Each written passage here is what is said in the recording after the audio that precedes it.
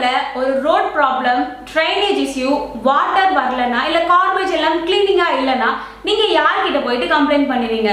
அவங்கள பற்றி தான் இன்னைக்கான வீடியோவில் பார்க்க போகிறோம். அவங்க தான் கவுன்சிலர். ஒரு கவுன்சிலரை பப்ளிக் எப்படி சூஸ் பண்ணுறாங்க அண்ட் அவங்களுடைய ரோல் அண்ட் ரெஸ்பான்சிபிலிட்டிஸ் என்ன, அவங்களுடைய குவாலிஃபிகேஷன் என்ன, கவுன்சிலராக இருக்கிறதுனால அவங்களுடைய பெனிஃபிட்ஸ் என்ன, ஒரு கவுன்சிலர்ஸ் எதெல்லாமே ஹேண்டில் பண்ணுறாங்கன்னு சொல்லிட்டு கவுன்சிலரை பற்றி எல்லா டீட்டெயிலுமே இந்த வீடியோவில் பார்த்து தெரிஞ்சுக்கலாம். வணக்கம் and welcome back to Sukanya the journalist.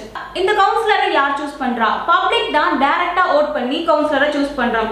இவங்க லோக்கலாக இருக்கக்கூடிய ஸ்மாலான அந்த ஒரு வார்டுக்குள்ளே இவங்க ஒர்க் பண்ணுவாங்க. இவங்களுடைய ரோலே பார்த்தீங்கன்னா பப்ளிக்கும் கவர்மெண்ட்டுக்கும் நடுவில் இருந்து வேலை பார்க்கறது தான். ஸோ லோக்கலாக இருக்கக்கூடிய ஏரியாவில் இருக்கக்கூடிய இஷ்யூஸ் எல்லாமே இவங்க தான் சால்வ் பண்ணுவாங்க. கவுன்சிலருடைய ரோல் அண்ட் ரெஸ்பான்சிபிலிட்டிஸ் என்ன? நம்ம ஏரியாவுடைய லோக்கல் ரெப்ரசன்டேட்டிவா இவங்க தான் இருப்பாங்க. கவுன்சிலிங் மீட்டிங்ல நமக்காக போய் இவங்க தான் பேசுவாங்க. அதுக்கப்புறம் நம்ம ஏரியாக்குள்ள இருக்கக்கூடிய இன்ஃப்ராஸ்ட்ரக்சரை இவங்க தான் டெவலப் பண்ணுவாங்க. கவர்மெண்ட்டுடைய ஸ்கீம் ஆனது அந்த ஏரியாக்குள்ள ஒர்க் ஆகுதான்னு சொல்லிட்டு மானிட்டர் பண்ண வேண்டியதும் இவங்களுடைய ரோலா தான் இருக்கு. இவங்க முனிசிபல் ஆபீசர்ஸ் அண்ட் டிபார்ட்மெண்ட்ஸ் கூட சேர்ந்து ஒர்க் பண்றாங்க. ஏதாவது ஒரு லோக்கல் டெவலப்மெண்ட்டுக்காக ஒரு ப்ராஜெக்ட் வந்துச்சுன்னா அதை அப்ரூவ் பண்ண வேண்டியதும் கவுன்சிலர் தான். ஓகே, இவங்க பேசிக்கா எந்தெந்த ஒரு இஷ்யூஸ் எல்லாமே ஹேண்டில் பண்றாங்க? நம்ம ஏரியாவில் இருக்கக்கூடிய ரோடு, நம்ம ரோடெல்லாம் ப்ராப்பராக இருக்கா, அது ப்ராப்பராக மெயின்டைன் ஆகிட்டு இருக்கா, இல்லை எங்கேயாவது பள்ளம் ஏதாவது இருக்கா, இதெல்லாமே மெயின்டைன் பண்ண வேண்டியது கவுன்சிலர் தான். அது மட்டும் இல்லாமல் நம்ம ஏரியாவில் ஸ்ட்ரீட் லைட் எல்லாம் கரெக்டாக இருக்கா, ஸோ கரெக்டாக எரியுதா, இதெல்லாம் பார்க்க வேண்டியதும் கவுன்சிலருடைய வேலை தான். ஏரியாக்குள்ளே இருக்கக்கூடிய வாட்டர் சப்ளைலாம் கரெக்டாக இருக்கா, ஸோ தண்ணி எல்லாருக்குமே கிடைக்குதா, இது எல்லாமே கவுன்சிலர் தான் பார்ப்பாங்க. ஸோ டெய்லி நம்ம யூஸ் பண்ணோம், ஸோ அதோட கார்பேஜ்லாம் நம்ம சேர்த்து வைப்போம். அது எல்லாமே நம்மளே வச்சுட்டு இருந்தா என்ன ஆகும்? ஸோ கார்பேஜ் கலெக்ஷன் இது எல்லாமே கவுன்சிலர் தான் ஹேண்டில் பண்ணுவாங்க. அதுக்கப்புறம் நம்ம ஏரியாஸ்குள்ள இருக்கக்கூடிய பப்ளிக் டாய்லெட்ஸ், ஸோ நம்ம ஒரு வெளியே போயிட்டு இருக்கோம், அந்த ஒரு பப்ளிக் டாய்லெட்ஸ் நீட் அண்ட் கிளீனாக இருக்கா, அது எப்படி இருக்குன்னு சொல்லிட்டு இதெல்லாம் மெயின்டைன் பண்ண வேண்டியது கவுன்சிலர். அதுக்கப்புறம் பப்ளிக் ஸ்பேஸ் அண்ட் பார்க் இதெல்லாம் நீட்டா கிளீனா இருக்கான்னு சொல்லிட்டு மானிட்டர் பண்ண வேண்டியதும் கவுன்சிலருடைய வேலை தான். பர்த் அண்ட் டெத் சர்டிபிகேட்கான ஒரு சப்போர்ட்டும் கவுன்சிலர் கொடுப்பாங்க. அது மட்டும் இல்லாம லோக்கல் ஏரியாக்குள்ள இருக்கக்கூடிய ரெசிடென்ட்ஸ் அவங்களுக்கு ஏதாவது ஒரு கம்ப்ளைண்ட்ஸ்னா அதையுமே அவங்க கவுன்சிலர் கிட்ட தான் போய் சொல்லணும். ஸோ இப்படி நம்ம ஏரியாவே கவுன்சிலருடைய கண்ட்ரோல்ல தான் இருக்கு. ஸோ ஜஸ்ட் திங்க் பண்ணி பாருங்க, நமக்கு ப்ராப்பரான ஒரு ரோடு, ஸ்ட்ரீட் லைட்டு, டெய்லி நமக்கான ஒரு கார்பேஜ் கலெக்ஷன் நடக்கலன்னா என்ன ஆகும்? ஸோ இது எல்லாமே ப்ராப்பரா நடக்குதுன்னா அது கவுன்சிலருடைய கண்ட்ரோல்ல இருக்கு. அண்ட் உங்க ஏரியால இதெல்லாம் ப்ராப்பரா இருக்கான்னு கமெண்ட்ல சொல்லுங்க. நெக்ஸ்ட், கவுன்சிலர்லயே 3 டைப்ஸ் கிட்ட இருக்கு. இப்போ பிக் சிட்டிஸான சென்னை, பெங்களூர் இங்க இருக்கிற கவுன்சிலர்ஸ் எல்லாருமே முனிசிபல் கார்ப்பரேஷன் கவுன்சிலர்னு சொல்லுவாங்க. இதே கொஞ்சம் ஒரு ஸ்மால் டவுனா இருக்கக்கூடிய இடத்துல முனிசிபாலிட்டி கவுன்சிலர்னு சொல்லுவாங்க. இதே ஒரு வில்லேஜா இருக்குன்னா அவங்கள பஞ்சாயத்து வார்டு மெம்பர்னு சொல்லுவாங்க. ஸோ இது வந்து சிட்டி, ஸ்மால் டவுன், வில்லேஜ்க்கு ஏற்ற மாதிரி இவங்களுடைய நேம் எல்லாமே மாறும். ஓகே, ஒரு கவுன்சிலர் ஆகணும்னா என்ன ஒரு குவாலிஃபிகேஷன் வேணும்? மினிமமா அவங்களுக்கு 21 இயர்ஸ் இருக்கணும், இந்தியன் சிட்டிசனா அவங்க இருக்கணும், இவங்களுடைய நேம் ஓட்டர் லிஸ்ட்ல இருக்கணும். அது மட்டும் இல்லாம எந்த ஒரு கிரிமினல் ஆக்டிவிட்டீஸ்லும் இவங்க நேம் ஆனது இருக்கக்கூடாது. இப்போ ஒரு கவுன்சிலரா இருக்காங்கன்னா அவங்களுக்கு என்னென்ன பெனிஃபிட்ஸ்லாம் இருக்கு? பர் மந்த் இவங்களுடைய சேலரி 10,000 இருக்கும். அது மட்டும் இல்லாம ஒவ்வொரு கவுன்சில் மீட்டிங் இவங்க அட்டென்ட் பண்ணும் போதும் இவங்களுக்கு பர் மீட்டிங்க்கு 800 rupees தருவாங்க. இந்த மீட்டிங் ஆனது ரிப்பன் பில்டிங்ல நடக்கும். ஸோ ஒரு கவுன்சிலர் 5 மீட்டிங் அட்டென்ட் பண்றாங்கன்னா அவங்களுக்கு 4,000 அடிஷனலான ஒரு இன்கம் ஆனது கிடைக்கும். ஓகே, கவர்மெண்ட் சைட்ல இருந்து கவுன்சிலருக்கு என்னெல்லாம் கொடுப்பாங்க? அவங்க பப்ளிக் இஷ்யூஸை ட்ராக் பண்றதுக்கு அவங்களுக்கு ஒரு டேப்லெட் அண்ட் ஐபேட் இதெல்லாம் கொடுப்பாங்க. ஏதாவது ஒரு கம்ப்ளைண்ட் ட்ராக்கிங் பண்ணோம்னா ரோட் ரிலேட்டடா ஏதாவது ஒரு இஷ்யூ நடக்குது, ஸோ ஏதாவது ஒரு டேட்டா, ஒரு ரிப்போர்ட்ஸ் அண்ட் அப்டேட்ஸை அப்லோட் பண்ணோம்னா இவங்க அந்த ஒரு ஐபேட்ல யூஸ் பண்ணிக்கலாம். ஸோ இதெல்லாமே டிஜிட்டல் ரிலேட்டடா நடக்கக்கூடிய ஒரு கவர்னன்ஸா இருக்கு. அது மட்டும் இல்லாம கவுன்சிலருக்கு ஃப்ரீ வார்டு ஆஃபீஸ் ஆனது கொடுக்கப்படும். இவங்களுடைய எலக்ட்ரிசிட்டி, பேசிக் மெயின்டெனன்ஸ் இது எல்லாமே ஃப்ரீ.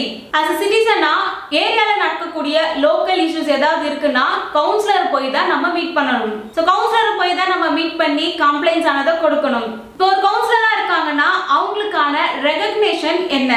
கவர்மெண்ட் உடைய ஐடென்டி கார்டு ஆனது அவங்களுக்கு கொடுப்பாங்க. அண்ட் ஜிசிசி கவுன்சிலர் ஸ்டிக்கர் வந்து வெஹிக்கல்ல இருக்கும். இன்சைட் வார்டுக்குள்ள ஒரு அபிஷியலான ரெகக்னிஷன் அவங்களுக்கு கொடுக்கப்படும். ஸோ இது எல்லாமே அவங்க அந்த வார்டுக்குள்ள ஒரு அட்மினிஸ்ட்ரேட்டிவ் ஆக்சஸ் பண்றதுக்கு உதவுது. அது மட்டும் இல்லாம ஏதாவது ஜிசிசி மீட்டிங் போனாலும் ஆனது இருக்கும். அண்ட் இதெல்லாம் ஒரு போலீஸ் அண்ட் அபிஷியல்ஸ் கூட ஒரு ஈஸியரான ஒரு கம்யூனிகேஷன் வைக்கிறதுக்குமே யூஸ் ஆகுது. அண்ட் கிரேட்டர் சென்னை கார்ப்பரேஷன் ஸ்பான்சரும் பண்றாங்க. அண்ட் இவங்களுக்கு பெய்ட் கவர்மெண்ட் ட்ரைனிங்கும் கொடுக்கப்படுது. அண்ட் அர்பன் ரிலேட்டடா இருக்கக்கூடிய கவர்னன்ஸ் ஒர்க் ஷாப் ஆனது இருக்கும். அட்மினிஸ்ட்ரேட்டிவ்கான ஒரு ட்ரைனிங் ஆனது இருக்கும். ஸ்மார்ட் சிட்டிக்கான ஒரு செமினார்ஸ், முனிசிபல் பிளானிங் கான்ஃபரன்சஸ் இதெல்லாமே அவங்களுக்கு இருக்கும். இதனால அவங்களுக்கு என்னெல்லாம் பெனிஃபிட்ஸ்? ஃப்ரீயான ஒரு travel, hotel stay and food expenses and training materials இதெல்லாமே இவங்களுக்கு பெனிஃபிட்ஸ். இப்போ கவுன்சிலருக்கான ஒரு அட்மினிஸ்ட்ரேட்டிவ் ஆக்சஸ் ஆனது கிடைச்சிருச்சு. ஸோ ஒரு வார்டுக்கு பர் ஆனம் ஒரு எக்ஸாம்பிளுக்கு ஒரு 60 lakh கொடுக்குறாங்கன்னா இந்த மணியை வச்சு அவங்க என்ன பண்ணுவாங்க?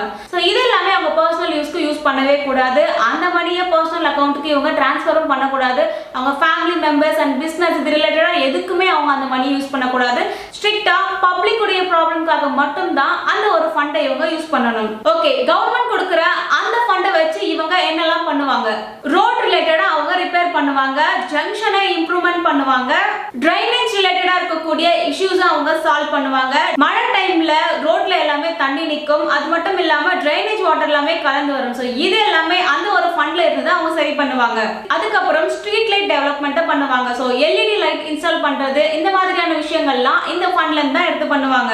பப்ளிக் ஹெல்த்துக்காக ஒரு சில டைம்ல மஸ்கிட்டோஸ்லாம் அதிகமாகவே இருக்கும். ஸோ அதனால டெங்கு, மலேரியா போன்ற ஃபீவர் எல்லாமே வரும். ஸோ மஸ்கிட்டோவை கண்ட்ரோல் பண்ணணும்னு சொல்லிட்டு அந்த கொசு மருந்தெல்லாம் அடிப்பாங்க. ஸோ அதுக்குமே இந்த ஃபண்ட்ல இருந்து எடுத்து யூஸ் பண்ணுவாங்க. அதுக்கப்புறம் கார்பேஜ் கிளீனிங் பண்றது, ஸோ குப்பை எல்லாமே கிளீன் பண்றதுக்கும் இந்த ஃபண்ட்ல இருந்து தான் எடுக்கிறாங்க. நெக்ஸ்ட் வாட்டர் ரிலேட்டடான ஒரு இன்ஃப்ராஸ்ட்ரக்சர், ஒரு பைப்லைன் சரியில்லைன்னா அதை ரிப்பேர் பண்ணுவாங்க. பப்ளிக்கா இருக்கக்கூடிய வாட்டர் டேங்கை மெயின்டெனன்ஸ் பண்றதுமே இந்த அமௌண்ட்ல இருந்து தான். அதுக்கப்புறம் public welfare, so community halls, public toilets இது எல்லாமே மெயின்டைன் பண்றதும் அந்த ஒரு மணியில தான். அதுக்கப்புறம் நம்ம டிராவல் பண்ணோம்னா பஸ், ஸோ பஸ் ஷெல்டர் எல்லாமே ரிப்பேர் பண்றதும் அந்த ஃபண்ட்ல இருந்து தான் பண்ணுவாங்க. ஸோ பேசிக்கான ஒரு இம்பார்ட்டன்டான விஷயங்கள்லாம் கவுன்சிலர் அந்த ஒரு வார்டுக்காக இந்த ஃபண்ட்ல இருந்து எடுத்து இந்த வார்டை டெவலப்மெண்ட் பண்ணுவாங்க. உங்க ஏரியாவில் யார் கவுன்சிலரா இருக்காங்க அண்ட் உங்க ஏரியாவுடைய டெவலப்மெண்ட் எப்படி இருக்கு அண்ட் இந்த கேட்டகரிஸ்ல எல்லாம் உங்களுடைய ஏரியா நல்ல டெவலப்மெண்டா ஆகியிருக்கா அண்ட் நீங்க இதை பத்தி என்ன நினைக்கிறீங்க? இப்போ உங்க ஏரியாவில் இதுல இருந்து ஏதாவது ஒரு ப்ராப்ளம் வருதுன்னா நீங்க போய் கம்ப்ளைண்ட் பண்ண வேண்டியது கவுன்சிலர். அண்ட் இப்போ கவுன்சிலர்லாம் யாரு, அவருடைய ரோல் அண்ட் ரெஸ்பான்சிபிலிட்டிஸ் என்னன்னு நீங்க தெரிஞ்சுக்கிட்டீங்களா? அண்ட் அவர் என்னென்ன டெவலப்மெண்ட்லாம் கொண்டு வந்திருக்காரு அண்ட் அதை பத்தி கமெண்ட்ல சொல்லுங்க. நெக்ஸ்ட் அடுத்த ஒரு ரோலை பத்தி நம்ம தெரிஞ்சுக்கலாம். உங்களுக்கு இந்த வீடியோ யூஸ்ஃபுல்லா இருந்தா like, comment, subscribe and share பண்ணுங்க. மீண்டும் அடுத்த ஒரு வீடியோல மீட் பண்ணலாம். தேங்க்யூ, பாய்.